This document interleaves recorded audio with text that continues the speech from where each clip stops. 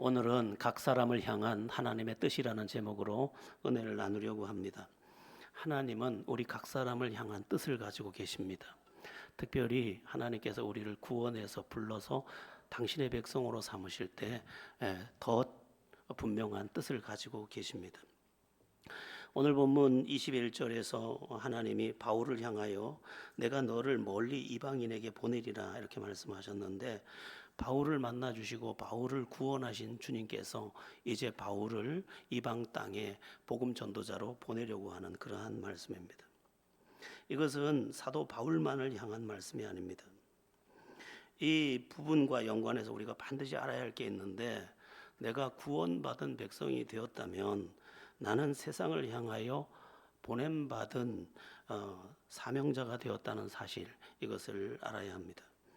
내가 그리스도를 믿는 믿음 안에서 새 사람으로 재창조될 때 하나님은 나를 그리스도의 증인, 그리스도의 대사, 그리스도의 편지로 우리를 보내기를 원하셨습니다. 여러분 잊지 마세요. 예수 믿는 사람은 구원받은 하나님의 품에서 다시 세상을 향해 보냄받은 자들입니다. 하나님께서 나를 사랑하시기에 나를 구원하는 것이 1차적 목적입니다. 이제 1차적 목적이 이루어지고 나면 2차적 목적, 그것이 나를 통해서 세상을 구원하는 것입니다. 이것은 아주 매우 놀라운 일입니다. 왜 태어났는지, 왜 사는지, 왜 죽는지, 어디로 가는지도 모른 채 살다가 죽는 인생인데, 예수 만나서 이렇게 이런 일로 인해서 내가 이 땅에 왔고, 이런 일로 인해서 인생의 터가 힘겨운 것이고, 이제 구원받은 나는 영원한 면류관의 주인공이 되고 영원한 영광에 들어가는구나, 이런 것을 알게 된 우리가 이제 알게 된 예수를 들고 세상에 나아가 알게 된 예수를 증언하는 그러한 사명을 받았다는 것입니다. 성령님의 은혜로 예수님을 믿고 또 예수님을 알게 된 사람은 모두가 그리스도의 증인이 된 것입니다. 그래서 이 부분에서 먼저 일찍이 사도행전 1장에서 이미 말씀하신 것이 있는데, 사도행전 1장 8절 유명한 말씀입니다. 우리 다 같이 사도행전 1장 8절 우리 함께 합독해 봅니다. 오직 성령이 너희에게 임하시면 너희가 권능을 받고 예루살렘과 온 유대와 사마리아와 땅끝까지 이르러 내 증인이 되리라 하시니라. 성령이 임해서 믿게 된 진정한 믿음이라면 내 증인이 되리라. 되어라가 아니라 되리라, 이렇게 말해놨습니다. 네 믿음이 진짜라면, 성령을 통해서 믿게 된 진짜 믿음이라면 증인이 되는 것이 당연하다, 이렇게 지금 말씀하고 있는 것입니다.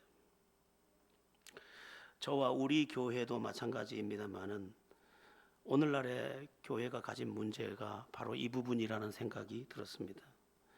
오늘날 교회는 물론 몇몇 교회를 제외하고 구원까지만 가르칩니다. 구원까지만. 구원받은 믿음에 이르고 난 이후에는 잘 먹고 잘 사는 것을 가르칩니다. 그리고 도덕적 삶을 가르칩니다. 율법을 가르치는 거죠. 그러니까 구원받은 자에게 주어진 전도의 사명이 있다는 사실을 놓친 채 지금 오늘 잘 먹고 잘 사는 것에, 구원받은 이후에는 잘 먹고 잘 사는 삶에 온전히 치중하다 보니까 자식도 잘 돼야 되겠고, 나도 잘 돼야 되겠고, 형편이 더 나아져야 되겠고, 여기에 모든 것을 쓰다 보니까 우리의 삶이 구원은 받았는데 능력 있는 삶은 살지 못하게 되었더라는 것입니다. 예수 믿고 구원받은 후에 잘 먹고 잘 사는 것에 목적을 두다 보니까 영성도 인성도 삶의 모습도 결코 아름답지 않게 되었고, 우리의 삶에서 이제 사명을 쫓았으면 눈부시고 하나님의 권능으로 충만할 우리가 세상과 별로 진배 없는 그 자리에 있더라는 것입니다. 사도 바울이 그렇게 놀라운 능력, 그 손수건만 갖다 얹어놔도 병든 자가 고침받는 그 능력의 자리에 섰던 것은 그가 구원받은 데 그친 게 아니라 자기에게 주신 사명에 자기의 생애를 걸었더니 하나님의 권능이 이 바울과 함께 하더라는 것입니다. 물론 우리 모두가 구원받은 후에 전임 사역자가 될 수는 없습니다. 그러나 우리의 삶의 터에서 우리의 목적을 예수 전하는 것에 둘 수 있습니다. 전도와 섬김이 우리가 구원받은 자로서의 사명이기 때문에 그렇습니다. 특별히 우리가 사명과 이 하나님의 목적에 합당하게 될 때 우리에게 예수 믿을 때 임한 성령이 우리 안에서 활성화되면서 그것이 권능이 되는 기적을 만나게 될 것입니다. 우리의 목적과 삶의 방향이 잘 먹고 잘 사는 것에 있을 때 예수님을 믿을 때 임했던 권능이 침체되는 것과 비교되는 것입니다. 1970년, 1980년, 물론 그 이전에도 우리 한국 교회가 참 아름다웠습니다.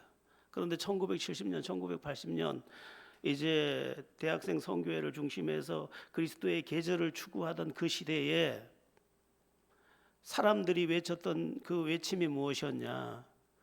나의 직장은 나의 선교지다. 예, 가정 복음화, 그리고 직장 복음화, 세상 복음화, 민족 복음화, 그리스도의 푸르고 푸른 계절을 이 땅에 오게 하라. 그렇게 외쳤던 시절이 있었는데 그때는 어마어마한 하나님의 권능이 이 나라 대한민국을 뒤덮었습니다. 그래서 주일 예배를 마치고 이제 월요일을 맞아 출근할 때는 그냥 직장을 출근하는 게 아니라 사명자로 법무도 당당히 오늘은 김 과장에게 반드시 복음을 전한다. 오늘은 우리 사장님에게 반드시 복음을 전한다. 이런 마음으로 다 출근을 하고 이런 마음으로 가서 그들을 섬기며 성실하고 진실하게 일하다 보니까 기업인들이 바뀌어서 그들이 크리스찬 기업을 만들게 되고 그러면서 직장이 영성의 터가 되고 직장에 이제 그 신앙 공동체들이 들어서면서 방지일 목사님 같은 분을 중심으로 해서 세계 복음화의 기치까지 열어가는 기업 전도가 일어나게 되었습니다.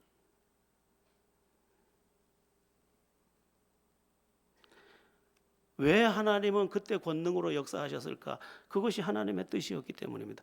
우리가 구원받고 잘 먹고 잘 사는 것에 목적을 두는 것은 하나님의 뜻이 아니었기 때문에 당신의 권능을 활성화시킬 수 없었지만 하나님의 뜻에 초점을 맞출 때 하나님의 권능은 한 사람 한 사람에게 놀랍도록 강력하게 역사했던 것입니다.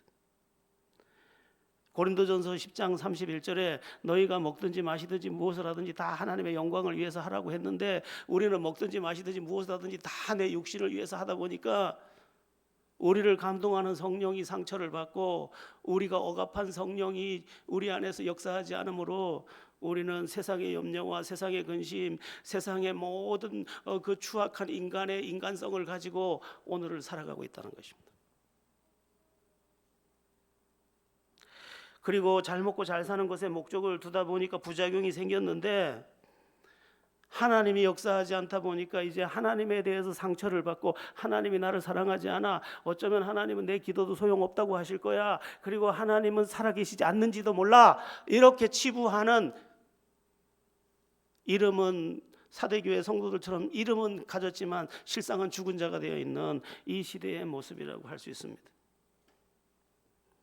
사도행전 1장 8절을 우리 다시 한번 읽어보겠습니다. 오직 성령이 너희에게 임하시면 너희가 권능을 받고 예루살렘과 온 유대와 사마리아와 땅끝까지 이르러 내 증인이 되리라 하시니라. 성령이 임하면 권능도 임하는데 사명에 순종할 때 이 권능이 활성화가 됩니다.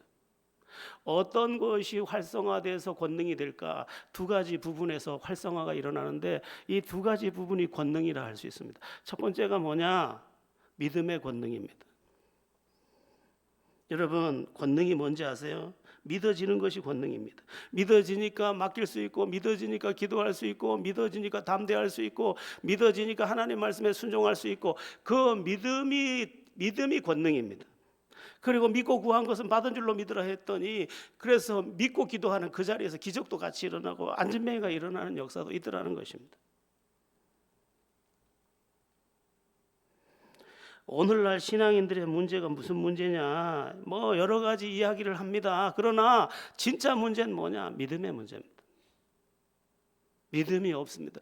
그 왜 믿음이 없냐? 있던 믿음이 어디 갔을까? 성령으로 인해서 믿게 된 그 믿음이 이제 목적과 그 뜻을 육체에 두다 보니까 성령이 주장하는 마음과 반대에 배치된 자리에 있다 보니까 성령은 인격이기 때문에 성령의 주장하심을 계속 거절하자 성령이 서서히 소멸되면서 성령의 작용이 일어나지 않으니까 내 안에 믿음이 없는 빈껍데기 신앙으로 입술만 믿는 그런 자리에 서는 것입니다. 성령 없는 믿음은 힘이 없습니다. 스가랴서 4장 6절에서 우리 하나님이 일찍이 말씀하지 않으셨습니까? 힘으로도 되지 아니하고 능력으로 되지 아니하고 오직 나의 영으로 되느니라. 여러분, 우리가 예수 믿는 거 나의 힘으로 믿을 수 있는지 압니까? 믿습니다. 나를 아무리 중독시켜도 아무리 세뇌시켜도 그 믿습니다라는 수천 번의 말이 나에게 믿음을 주지 못합니다. 그런데 성령이 한 번만 역사하면 그 성령 안에서 그냥 너희에게 믿어졌습니다. 믿어지는 기적이 일어나고 믿어지니까 믿음으로 살 수 있게 되고 믿음으로 사니까 권능이 되는 것입니다.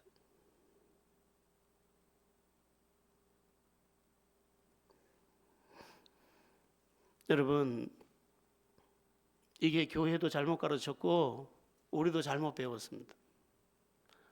그래서 신비한 게 뭐냐면 예수를 진짜 만난 사람은 다음 날부터 예수를 전하고 싶어지는 게 성령이 내 안에서 지금 너는 이제 나를 만난 사람이야. 그러므로 네가 증인 되려고 하잖아.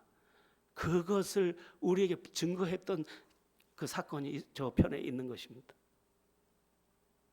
저는 예수를 처음 만나고 나서 얼마나 예수를 말하고 싶은지 견딜 수가 없었습니다. 그래서 제가 사업차 어디를 방문하면 이 사업을 자꾸 잊어버리고 자꾸 예수 이야기를 하다가 왜?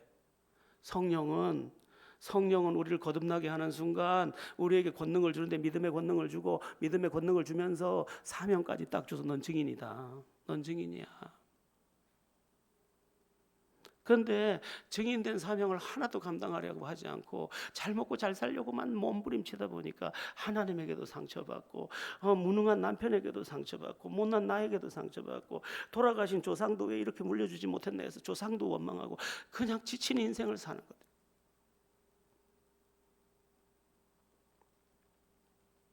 믿음은 어디 가는지 잘 안 보여요. 여러분, 믿음만 있어도요 그냥 찬송할 수 있어요. 왜냐하면 믿음이 있는데 뭐 걱정할 게 뭐 있어. 하나님이 살아계신데. 근데 믿음이 없다 보니까 이게 그냥 손톱 발톱을 다 동원해서 그냥 팍팍 긁으면서 사는 거죠. 사납죠.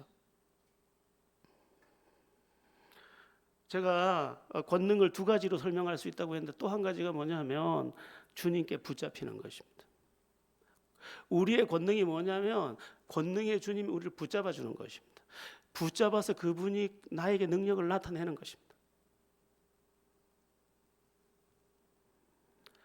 내가 사명을 감당할 때 주님이 나를 붙드십니다. 그리고 나를 사용하시는데 그 사용하실 때 손을 얹어서 병든 자가 고침을 받는 것이고 악한 영들이 예수의 이름으로 떠나가는 것이고 주여 부를 때 하늘이 열리는 것이고 이게 실제가 되는 것입니다. 여러분, 우리의 신앙생활에서 굉장히 위험한 게 뭐냐면 내가 나를 붙들고 있는 것입니다. 내가 나를 붙들고 있는 것처럼 위험한 게 없어요. 내 생각이 나를 붙들면 어떻게 되겠습니까? 나는 부족한 사람이에요. 다 알지도 못해. 근데 내 생각이니까 내 생각이 맞다고 여기면 오류에 오류를 범하게 되는 것입니다. 내 경험, 그 알량한 경험, 그건 사실이 아닙니다. 근데 우리가 나에게 붙들리지 않고 못난 나에게 붙들리지 않고 못난 성품에 나에게 붙들리지 않고 못난 자아에 나에게 붙들리지 않고 주님께 딱 붙잡혔더니 주님께서 전능하신 손으로 그리고 진리로 그리고 권능으로 역사하기 때문에 나같이 부족한 사람을 통해서도 하나님의 기적이 일어나더라는 거예요. 제가 여전도 회관에 가서 여전도 회원들, 부산 지역 여전도 회원들 위해서 설교를 하고 내려오니까 어떤 분이 그 제가 있는 방으로 찾아오셨어요. 목사님, 제가 소원이 하나 있습니다. 그 뭡니까? 저를 위해 안수 한번 해주세요. 그 왜 그러십니까? 제가 잠을 못 잔 지가 20년 됐습니다. 그래, 거기서 이제 기도를 해줬죠. 그래서 이야기해서 저는 능력 없어요. 주님이 나를 쓰면 나가 아무것도 아니지만 주님이 나를 붙잡아 쓰면 치료될 줄로 믿습니다. 아멘 이렇게. 아니 사람도 3명밖에 없는데 아멘 이렇게. 여러분 그게 사실인 거죠. 뿐만 아닙니다. 주님께 내가 딱 붙들리고 나니까 내가 나를 붙들렸을 때는 옛사람이 나를 주장하고 환경이 나를 주장하고 미움이 나를 주장하고 원망이 나를 주장했는데 주님이 나를 탁 붙잡고 나니까 내가 주님의 그 권능 안에서 옛사람이 이기고 환경이 이기고 미움이 이기고 형편이 이기고 죄 이기고 두려움이 이기고 다 이겨버려요. 여러분 오늘날 크리스찬의 문제가 뭐냐? 자기 힘으로 믿는 거예요. 그리고 자기 힘으로 사는 것입니다. 여러분 크리스찬은요 힘의 근원을 하나님께 둔 사람이에요. 다윗의 그 위대한 고백이 뭡니까? 시편 18편 1절 나의 힘이 되신 여호와여 내가 주를 사랑하나이다. 지금은 사모가 된 임미연 사모가 날 이 구절을 외우면서 그 힘든 날에 울면서 그 전라도 말로 아따 하나님이 도와주셔야 된단께요.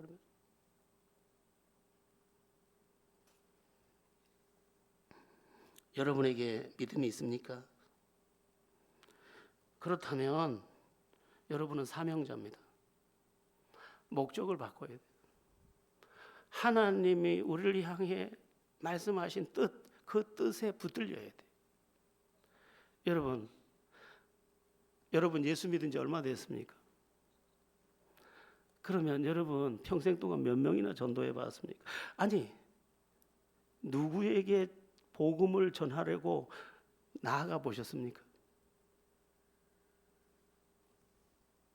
제가 굉장히 좋아했고 존경했던 도슨 토론토맨 내비게이터 선교의 창시자입니다. 그는 해군의 사병에 불과했지만 그가 세계를 움직이는데 그가 세계를 움직일 때 그의 마음은 딱 하나밖에 없었습니다. 그게 뭐냐? 복음 전하는 거예요. 나를 구원해 주신 주님의 그 복음, 그 피 묻은 복음, 그 십자가의 복음을 내가 전하겠다. 이 마음을 먹고 실제로 그 바다에서 바다 한가운데 떠 있는 배 안에서 한 명 한 명의 병사에게 예수를 전합니다. 그게 세계를 움직일 줄 누가 알았겠습니까? 그리고 하나님은 이 도슨 토론토맨을 통해서 어마어마한 일을 하셨습니다.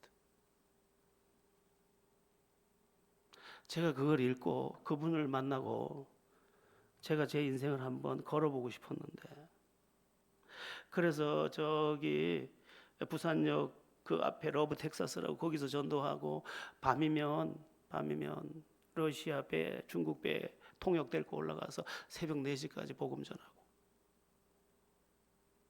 그렇게 지냈었죠. 신비한 일이 많이 일어났습니다. 우리의 삶이 예수 믿고 구원받았지요. 이제 잘 먹고 잘 살아야 됩니다. 이게 아닙니다, 여러분. 이제 예수 믿고 죄사함 받고 구원받았죠. 이제 하나님의 뜻이 무엇인지를 알았죠. 당신이 어디에서 와서 어디로 가는지 알게 되었죠. 당신의 구원을 알게 되었죠. 새 생명의 주인공이 되셨죠. 그러면 증인 되십시오. 증인 되십시오. 그래서 마태복음의 결론도 모든 민족을 제자로 삼아 아버지와 아들과 성령의 이름으로 세례를 주고 내가 너희에게 분부한 모든 것을 가르쳐 지키게 하라. 볼지어다 세상 끝날까지 내가 너희와 항상 함께 있으리라 하시니라. 마가복음 16장 15절 마가복음이 16장밖에 없는데 마지막 결론 너희는 온 천하에 다니며 만민에게 복음을 전파해라. 여러분 예수를 알게 되셨죠? 구원받은 겁니다. 그럼 앞으로 평안하게 행복하게 잘 사셔야 됩니다. 이렇게 말하지 않았다니까요. 제가 이런 생각을 많이 합니다. 왜 오늘날 크리스찬들에게는 힘이 없을까? 왜 자신감이 없을까? 왜 당당하지 못할까? 증인의 길로 가고 있지 않기 때문에. 육체의 길로 가니까 믿는 척도 해야 되고 저쪽에도 조금 맞춰줘야 되고 여기도 조금 맞춰야 되고, 그러다 보니까 엘리야 시대의 사건이 일어나는 거죠. 엘리야가 하늘에서 불을 내리기 전에 그가 이스라엘 백성에게 했던 말이 뭐냐? 이스라엘 백성들을 향해 이렇게 말했습니다. 만일 바알이 하나님이면 바알만 섬기고 여호와가 하나님이면 여호와만 섬기라. 어느 때까지 둘 사이에서 머뭇머뭇하려느냐? 그러니까 하늘이 탁 닫혀버렸어요. 둘 사이에서 머뭇머뭇거리던 엘리야의 하늘이 막혀버렸어요. 비가 와야 되는데 비도 안 와요. 오늘 우리가 하늘 다 막고 있다니.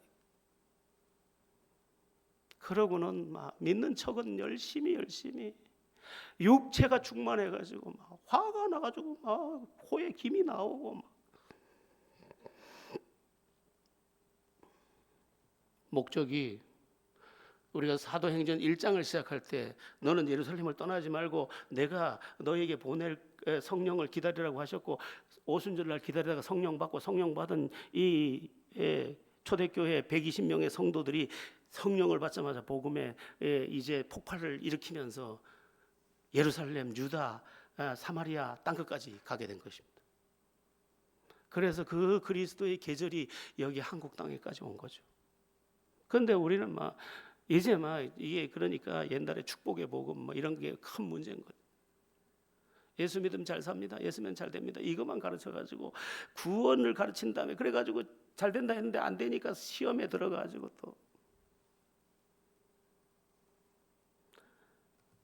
우리는 사명자입니다, 여러분. 오늘부터 이제 오늘 예배 끝나고 오늘부터 누구를 만나든지 입을 벌려서 말하세요. 예수는 그리스도입니다. 예수는 구세주입니다. 예수로 인하여 구원받는 것 외에 인간에게는 아무런 소망이 없습니다. 이걸 외치셔야 합니다.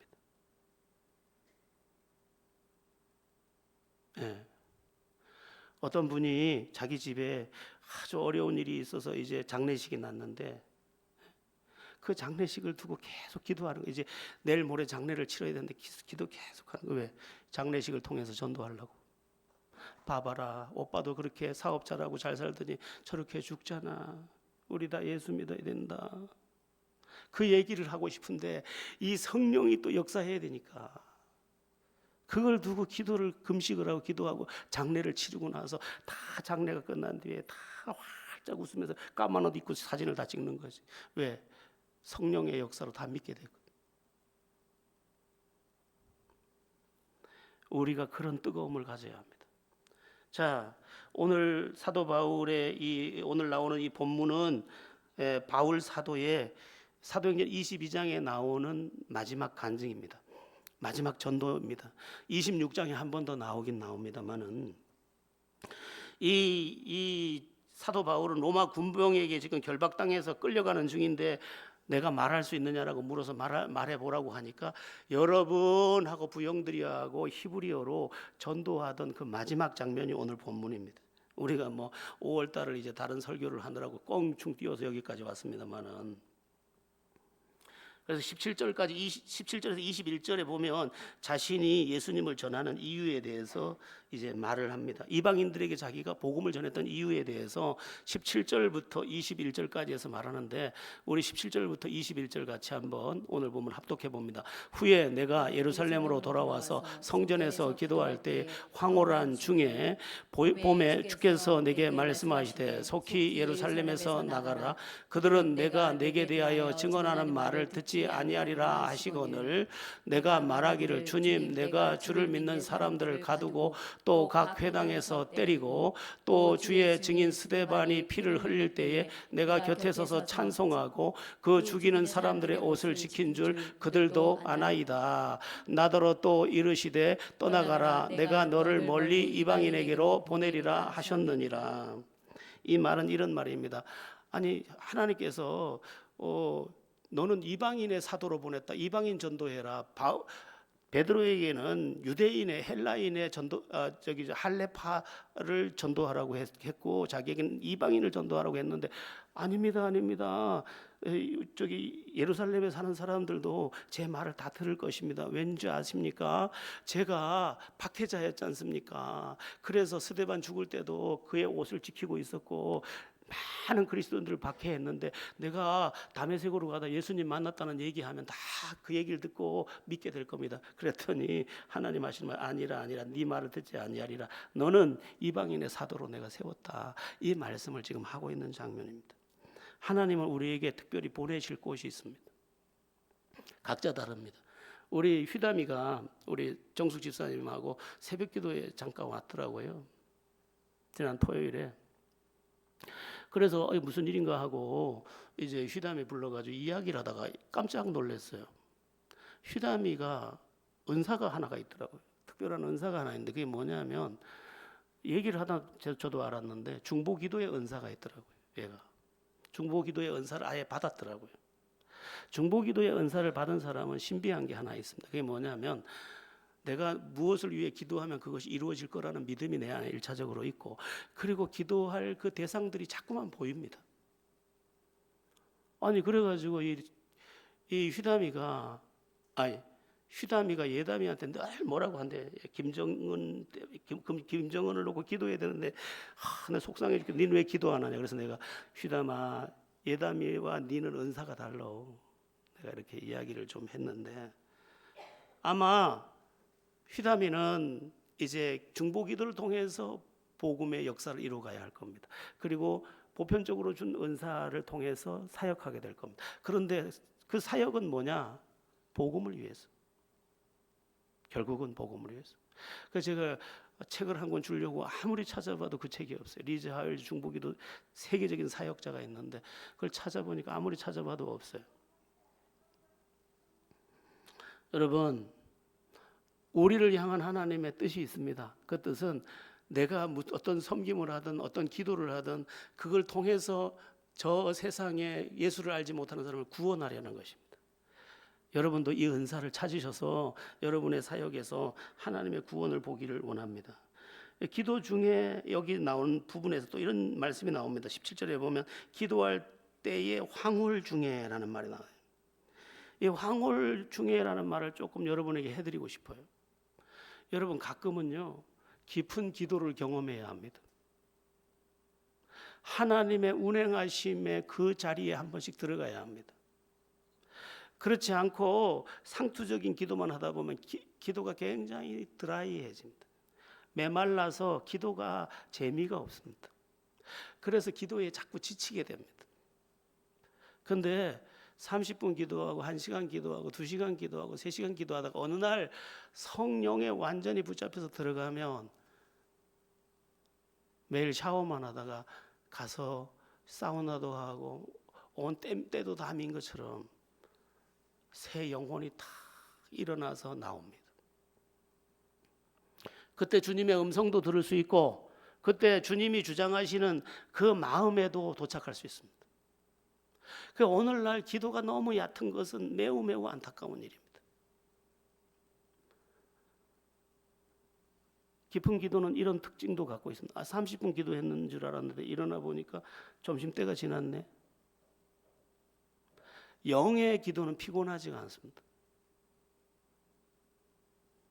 저는 여러분들이 기도도 알고 사명도 알고 또한 그 하나님의 세미한 음성과 그 신비한 영역도 다 알게 되기를 바랍니다. 자, 이제 바울이 자기가 하나님이 나를 이방인에게 보내서 내가 지금 이방인에게 복음 전하다 지금 결박된 거야. 여러분 알겠습니까? 하고 말할 때 사람들이 이제 여기까지 듣고 더 이상 듣지 않습니다. 22절부터 24절까지가 그 내용인데 22절부터 24절 우리 함께 읽어보겠습니다. 이 말하는 것까지 그들이 듣다가 소리질러 이르되 이러한 자는 세상에서 없애버리자 살려둘 주가 아니라 하여 떠들며 옷을 벗어 던지고 티끌을 공중에 날리니 천부장이 바울을 영내로 데려가라 명하고 그들이 무슨 일로 그들에 대하여 떠드는지 알고자 하여 채찍질하며 신문하라 한대. 청중들은 바울의 말을 듣지 않았고 로마의 천부장은 바울의 채찍질을 명했습니다. 여러분, 바울은 왜 이런 고통을 자초하는 걸까요? 바울이 이거 바보라서 이럴까요? 자기가 이렇게 하면 채찍에 맞을 걸 몰랐을까요? 바울은 이 정도는 압니다. 그런데 왜 이런 일을 자초할까요? 바울의 가슴이 너무 뜨겁기 때문입니다. 죽어도 포기 못할 생명의 복음이 내 안에서 꿈틀거리기 때문입니다. 그러니까 진짜인 거죠, 진짜. 바울이 진짜였기 때문에 진짜 하나님의 역사가 나타났던 거죠. 질문은 이것입니다. 우리의 가슴에는 어떤 뜨거움이 있을까? 주님에 대해 뜨겁지 않으니까 이게 속상한 것들만 가득하네요. 속이 상해버렸어요. 복음으로 들끓으면 속상할 게 들어올 틈이 없죠. 여기가 이 용량이라는 게 제한되어 있는데 이 용량 안에 내 뜨거움이 다 차지하고 있으니까 차가움과 세상의 것이 들어올 수가 없죠. 못 들어오죠. 가슴이 이렇게 뜨거운데. 바울이 다른 것을 전혀 보지도 않았던 이유는 뭐냐면 그가 경건의 극치의 사람이 아니라 뜨거운 가슴이 그걸 다 밀어낸 겁니다. 죄와 싸울 필요가 사실 별로 없어요. 왜냐하면 내가 뜨거우면 안 보입니다. 싸늘하게 식으니까 여기 이것도 보이고 저것도 보이고 기우 뒤꿈치 들고 그러다가 넘어지는 거죠.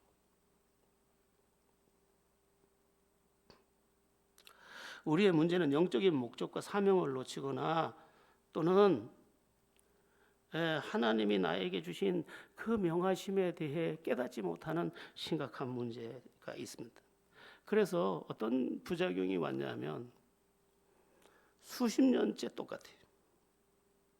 말하는 것도 똑같고 하는 짓도 똑같고 성품도 똑같고 뭘 대처하는 방법도 똑같고 한 뼘이 안 자랐어요. 한 치도 안 자랐어요. 왜? 육체에 갇혀버렸거든. 아이들 키워보면 걱정되는 게 있잖아요. 제가 왜 저만한데 왜 말을 안 하지? 제가 왜 안 뒤집지? 제가 왜 못 앉지? 제가 왜 눈을 안 맞추지? 별게 다 걱정이 되잖아요. 그럼 영적으로는 어떤데요, 우리가? 왜 똑같은데? 왜 아직도 기는데? 사명에 붙들리지 않고 육체에 붙들려서 그 굴레를 못 벗어나고 있는 거죠. 바울은 이제 결박이 됩니다. 로마 군병들이 채찍으로 바울을 때리기 위해서 지금 묶었는데 25절을 한번 보시겠습니다. 25절 우리 같이 읽겠습니다. 가죽줄로 바울을 매니 바울이 곁에 서 있는 백부장들어 이르되 너희가 로마 시민된 자를 죄도 정하지 아니하고 채찍질을 할 수 있느냐 하니. 로마 시민은 무조건 재판을 그러니까 미결수를 때리면 안 돼요. 기결수가 된 다음에 때릴 수 있어요. 그런데 재판도 안 하고 지금 때리니까 내가 로마 시민인데 때릴 수 있느냐 이렇게 묻는 거죠. 사실 바울은 고난을 피하려는 사람이 아닙니다. 고난을 자초할 정도의 사람이에요. 근데 이때 왜 이 말이 나왔는지 모르겠는데 하나님은 그 순간 이 말을 사용합니다. 그래서 여기 22장에서 한 이 말이 결국은 28장으로 이어져서 28장에 로마로 가는 통로가 됩니다. 하나님은요, 순간적 영적인 사람은 그 사람이 하나님의 사람일 때 그 사람 안에 있는 어떤 것을 움직여서라도 당신의 뜻을 이루어 가십니다. 얼마나 신비한지 몰라요. 바울이요, 이렇게 비겁하게 피하려고 하는 스타일이 아닙니다. 그러나 그 순간 이 말을 해서 결국은 아그리빠 왕 앞에 이제 26장에 가서 서게 되고 27장, 28장에 가보면 이제 로마로 갈 수 있습니다. 근데 로마로 들어가는 기이한 방법이 지금 오늘 이 말과 연결되어 있습니다. 우리 인생이 신비해야 합니다. 예수 믿는 우리의 인생이 한편 신비해야 합니다. 그냥 상식으로 아이고야 콩을 심어도 콩이 났네 이거가 아닙니다. 이거는 어떻게 이렇게 이런 일이 일어났지? 하나님이 놀라운 일을 행하셨네. 이게 우리의 삶의 징검다리처럼 탁탁탁탁탁 놓여야 됩니다. 누구의 길에 징검다리를 놓으실까요?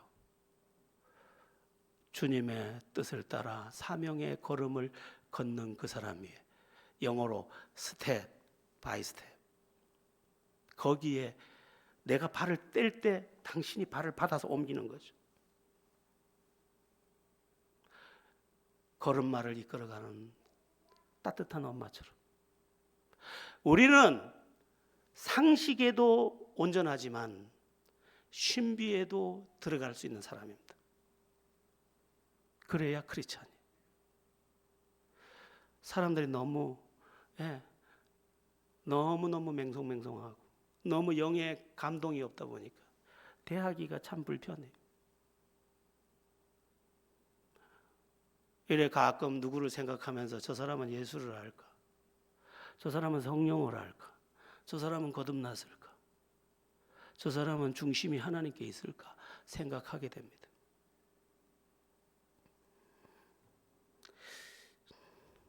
지금 이영찬 지사님, 제가 설교 몇 번 했어요? 예? 조금 더 해도 되겠네요. 마지막으로 말씀드리고 싶은 게 있습니다. 화내지 마세요. 마지막으로 이걸 좀 말씀드리고 싶은데 그게 뭐냐면 보냄받은 자의 아름다움. 우리 로마서 10장 15절 한번 보겠습니다. 로마서 10장 15절. 합독합니다. 보내심을 받지 아니하였으면 어찌 전파하리요? 기록된 바 아름답도다. 좋은 소식을 전하는 자들의 발이여 함과 같으니라. 좋은 소식을 전하는 자들의 발. 예, 아름답도다. 여러분, 하나님께 보냄받은 모든 것들이 아름답습니다. 제가 이 부분을 설교하면서 깜짝 놀랐습니다. 준비하면서. 이 세상에 존재하는 것은 다 하나님이 보낸 겁니다. 하나님이 창조해서 넣어놓은, 이 지구라는 터 위에 넣어놓은 겁니다. 근데 생각을 해보니까 돌 하나, 그 하나하나도 다 아름다워요. 돌이 없으면 산도 없어요. 산이 없으면 숲이 없어요. 현미경으로만 볼 수 있는 미생물도 아름다워요. 거기에서 생명이 이제 일어나요. 존재하는 것, 하나님이 보내놓은 존재하는 모든 것들이, 저 산에 나무도 없었으면 어떻게 이 강단이 이런 걸 만들었겠어요? 다 아름다워요. 근데 더 아름다운 게 있다는 거지. 그게 뭐냐? 좋은 소식을 전하는 자들이에요. 여러분 자신을 난 쓸모없는 자야 이렇게 여기면 안 됩니다. 최소한 여러분 돌보단 낫잖아요. 미생물보단 낫잖아. 근데 내가 예수 믿잖아요. 귀한 존재. 내가 주님의 보냄을 받은 일에 쓰임만 받는다면 나는 하나님의 나라를 건설하는 하나님의 통로가 되는 것입니다. 마귀는요, 나를 무가치하다고 해요. 무가치하지 않습니다. 여러분 귀합니다. 여러분이 있어서 세상이 있는 거예요. 여러분이 있어서 국가가 있는 거예요. 우리가 있어서 하나님의 나라가 있는 거예요. 근데 그 일 중심에 우리가 증인이 되어서 주님 주신 사명을 감당하고 있다면 아름답도다. 우리 짧은 인생입니다. 잘 살아야죠. 그런데 그 잘 산다는 삶의 기준을 아름다움, 하나님 보시기에 좋았던 그 아름다움, 그리고 하나님이 보시기에 힘이 좋았던 그 아름다움에 도착해야죠. 그 길이 어디에 있습니까? 구원받은 자로서 사명의 길을 가는 것, 하나님의 뜻에 내 인생을 맞춘 것, 그리고 거기서 한 영혼을 건져 주님의 품에 안겨 주님의 웃음과 나의 웃음이 어우러지는 것을 보는 것, 거기에 있죠. 우리 다시 한번 우리 자신에게 말해 줍시다. 난 사명자야. 난 보냄받은 자야. 난 증인이야. 난 그리스도의 편지야. 난 그리스도의 사신이야. 그러므로 내가 물질을 필요로 하고 건강을 필요로 하지만 그 필요의 목적은 하나님의 나라야. 이렇게 온전케 돼서 내 인생의 여정에 믿음이 권능으로 내 안에 가득하고 하나님의 붙잡아 주심으로 나타나서 나의 걸음이 평범하지만 그 속에 하나님의 비범함이 나타나는, 그리고 하나님의 위대한 역사를 보는 모두가 다 되기를 예수의 이름으로 축원합니다.